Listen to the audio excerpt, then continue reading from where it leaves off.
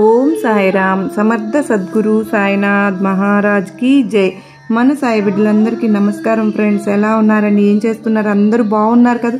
మన సాయినాథ్ ఉండే వాళ్ళందరూ సంతోషంగా ఉండాలి అని మనస్ఫూర్తిగా నేను కోరుకుంటూ ఈ వీడియో స్టార్ట్ చేస్తూ ఉన్నాను. ఇక ఈరోజు వీడియోలో అయితే కనుక మనం చూడబోయేది ఏంటి అంటే కనుక, బిడ్డ నన్ను తలుచుకుని నా పాదాలను తాకు. నువ్వు ఎదురు చూసే కోరిక ఏంటో నాకు తెలుసు తల్లి. ఆ కోరిక నేను నెరవేరుస్తాను బిడ్డ అని చెప్పి బాబావారు మనకు ఒక గొప్ప సందేశం తీసుకొచ్చారు ఫ్రెండ్స్. ఆ సందేశం ఏంటి, సాయినాథుడు ఏమి చెప్పబోతున్నారు అని మన సాయినాథుని మాటల్లో తెలుసుకుందాం. అయితే ముందుగా మీకు ఒక చిన్న రిక్వెస్ట్ అండి. మీరు కనుక మొదటిసారిగా మన ఛానల్ చూస్తూ ఉన్నట్టయితే ప్లీజ్ అండి సబ్స్క్రైబ్ చేసుకుని, మీకు వీడియో అయితే కనుక నచ్చినట్టయితే చిన్న లైక్ ఇచ్చి సాయినాథుని ఛానల్ను సపోర్ట్ చేయండి ఫ్రెండ్స్. ఈ సందేశం అయితే కూడా నాకు మరికొంతమందికి షేర్ చేసినప్పుడు, అది నలుగురికి చేరినప్పుడు అందరికీ కూడా ఒక మనసు ప్రశాంతత, సాయినాథుని ఆశీస్సులు దొరుకుతాయి కదా. అంటే మనం చేయడంలో తప్పేం లేదు కనుక మనం మాత్రం అసలు మర్చిపోవద్దు ఫ్రెండ్స్. మీరు కూడా చాలామంది చాలా బాగుంటున్నాయి అక్క అని చెప్తూ ఉన్నారు. మరి అంతగా నచ్చినప్పుడు మీరు నాకు సపోర్ట్ చేస్తారని ఆశపడుతున్నాను. అలాగే మీరు కొత్తగా కనుక చూస్తూ ఉంటే కూడా మీరు సబ్స్క్రైబ్ చేసుకోండి. ఇక సాయినాథుడు మనకు అందిస్తున్న సందేశం, బిడ్డ ఇప్పుడు నీ జీవితంలో జరిగే వాటిని గురించి నువ్వు చూసి కృంగిపోవద్దు. నమ్మకంతో ఉండమ్మా. ఇప్పుడు నువ్వు ఎంత నమ్మకంతో అయితే ఉన్నావో నీకు అంత నమ్మకంతో ఆ కోరిక తీరుతుంది. నువ్వు నమ్మకంతోనే కదా నేను తాకమనంగానే నా పాదాలను తాకావు. నీ జీవితంలో కూడా అంత అద్భుతంగా నేను నీ జీవితాన్ని ముందుకు తీసుకువెళ్ళబోతున్నాను. నీ జీవితంలో వెలుగు అనేది నింపుతాను. ఎంతో కాలం కష్టపడుతూ కూడా ఓపికగా నా మీద నమ్మకంతో ఎదురు చూశావు. ఇప్పుడు నేను చెప్పగానే నా పాదాలను తాకిన నీకు ఖచ్చితంగా మంచే జరుగుతుంది. నీకు జరిగిన వాటి గురించి దిగులు చెందవద్దు. అలాగే నువ్వు పోగొట్టుకున్న దాని గురించి కూడా తలచుకుని దిగులు పడవలసిన అవసరం లేదు బిడ్డ. ఏమీ లేదు. నీకు ఏదో ఒక రూపంలో నీకు అవసరమైనది ఈ సాయి అందిస్తానుగా. ఏ విషయం అయితే జరగాలి అని నువ్వు కోరుకుంటున్నావో అది నీ జీవితంలో జరిగే తీరుతుంది బిడ్డ. నీ జీవితంలో నీ భారాన్ని నా మీద పెట్టి ప్రశాంతంగా ఉండు. నీకు వచ్చే రాబోయే గురువారం నీకైనదిగా నేను చేస్తాను. నన్ను నమ్మి ఇక మీద ఎలాంటి ఆలోచన లేకుండా ప్రశాంతంగా నువ్వు నిద్రపో. ఈ క్షణం వరకు చెడుగా ఉన్న నీ జీవితం తీయగా మారబోతుంది. నేను నీతో ఉన్నంత వరకు నీకు దిగులు అనేది అస్సలు ఉండకూడదు. ఇది నీ బాబా మీద ఆన బిడ్డ. నువ్వు దిగులు పడేది ఆపేయాలి. నీ ఆర్థిక కష్టం వల్ల కానీ, నీకు కలిగే మన కష్టం వల్ల కానీ, మన బాధ, ఇవన్నీ నాకు అర్థమవుతూనే ఉన్నాయి. నీ బాధలన్నీ మనస్ఫూర్తిగా నీ అవసరాలు ఎవరి ద్వారా అయితే నేను పూర్తి చేస్తాను, ఏదో ఒక రూపంలో నీకు వచ్చిన కష్టాన్ని నేను తీరుస్తాను. నీకు ఏదైతే అవసరాలు తీరాలి అంటే బాబా అని నన్ను ఏదైతే తలుచుకున్నావో నీకు స్వయంగా ఏదో ఒక రూపంలో నేనే నీ దగ్గరకు వచ్చి ఆ యొక్క అవసరాలను తీరుస్తాను తల్లి. నువ్వు ఎవరి దగ్గర చెయ్యి చాపనివ్వనమ్మా. నీకు అన్నిటినీ అందిస్తాను తల్లి. నువ్వు ప్రేమించిన బంధం నిన్ను దూరం చేసుకున్న వాళ్ళు దురదృష్టవంతులే. అలాగే నిన్ను దూరం చేసుకున్న వాళ్ళు అతి త్వరలో నీ గురించి తెలుసుకుని నీ యొక్క అభిమానము, ప్రేమ, నీ యొక్క విలువ తెలుసుకుని నీ దగ్గరకు తప్పకుండా వచ్చేలా నేను చేస్తానుగా. నీ ప్రేమ, అభిమానము, అక్కర వాళ్ళు అందుకోలేని దురదృష్టవంతులు బిడ్డ. నీ అభిమానం వాళ్ళకి అర్థమయ్యేలా చేసి నీతో నేను చేర్చి పెడతాను కదా. ఎందుకంటే వాళ్ళంటే నీకు ఎంతో ఇష్టం కనుక నీకు సొంతమైనది నిన్ను వదిలి ఎక్కడికి వెళ్తుంది చెప్పు. అలాగే నన్ను మీరి నీకు ఎవరైనా చెడు చేయాలి అని తలపెట్టాలి అనుకుని ఆలోచనలో మనసులో వచ్చినా కూడా అది నన్ను దాటి కదా రావాల్సింది. నేను తలపెట్టనివ్వను కదా. నీ కన్నీటికి నిరంతరం తీర్పు నేను ఇస్తాను కదా. నీకు ఎవరు చెడు పెట్టాలన్నా కూడా వాళ్ళని నేను వెంటనే అడ్డుకుంటాను కూడా. నువ్వు మరిచిపోయేలా నీ కన్నీరు తుడిచి అద్భుతాన్ని నీ జీవితంలో నేను కల్పిస్తానమ్మా. నీ బిడ్డకు కానీ నీకు కానీ వచ్చిన లోటు ఏమీ లేదు. రాబోయే గురువారమే నీకు మంచి రోజు అవుతుంది. నువ్వు చూస్తావు కదా. కనుక ధైర్యంగా మనోబలంతో ఉంటే ఎన్ని శోధనలు, ఎన్ని ఆటంకాలు వచ్చినా సరే తట్టుకునే శక్తి నీకు ఉంటుంది. కనుకనే మనోధైర్యాన్ని పెంచుకోమని చెప్తున్నాను. ఆ తట్టుకునే శోధనలు నీకే ఎందుకు వస్తున్నాయో తెలుసా? నువ్వు తట్టుకోగల శక్తి నీకు ఉంది కనుకనే. అలాగే వాటికి మించిన ఆనందం కూడా నీ జీవితంలో చేరబోతుంది కనుకనే దేనికి కూడా నువ్వు కృంగిపోవద్దు. ధైర్యంతో ఉండు. ఎందుకంటే నీ బాబా, నీ సాయినాథుడు నీ చెంతనే ఉన్నాను కనుక.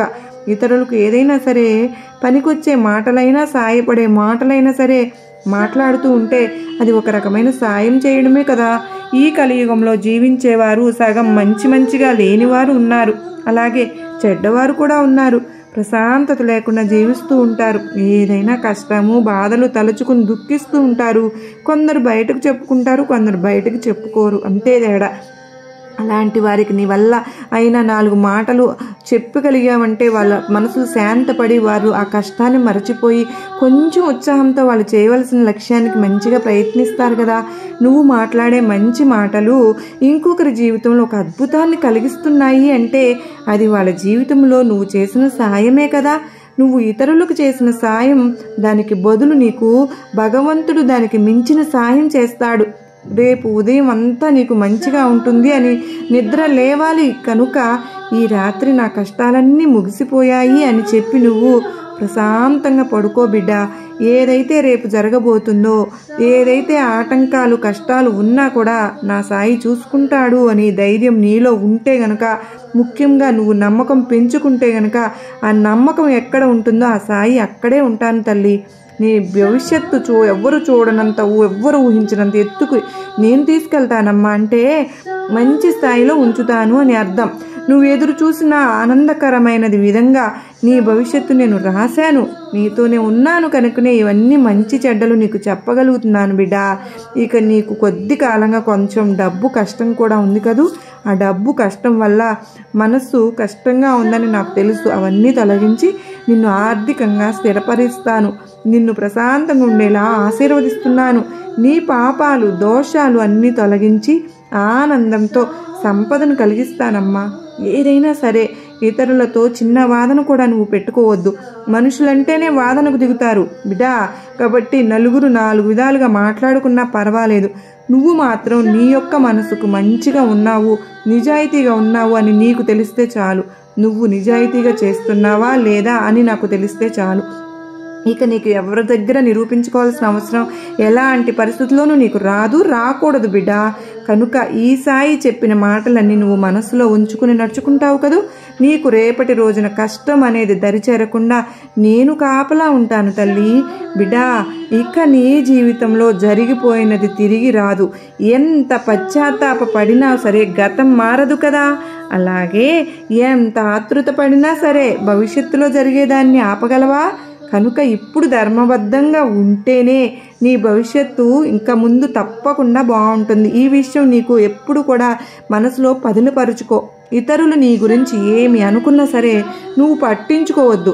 ఎందుకంటే నలుగురు 4 మాటలు అంటూ ఉంటారు, కానీ నీ గురించి నీ విలువ గురించి వాళ్ళకు తెలియదు కదా.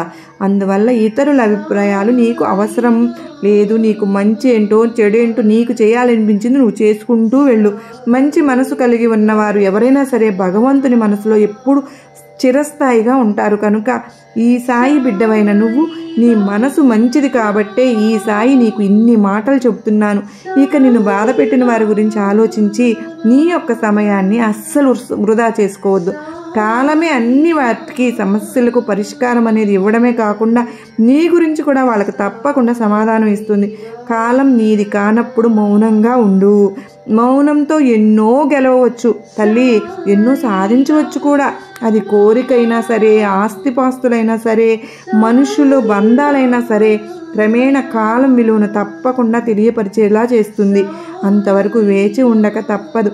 ఈ మాటలన్నీ ఈ సాయి బిడ్డవైన నువ్వు మనసులో నిలుపుకుని ఆచరించి ఈ బాబా ఆశీస్సులు ఎప్పుడు పొందుతూ ఉండు.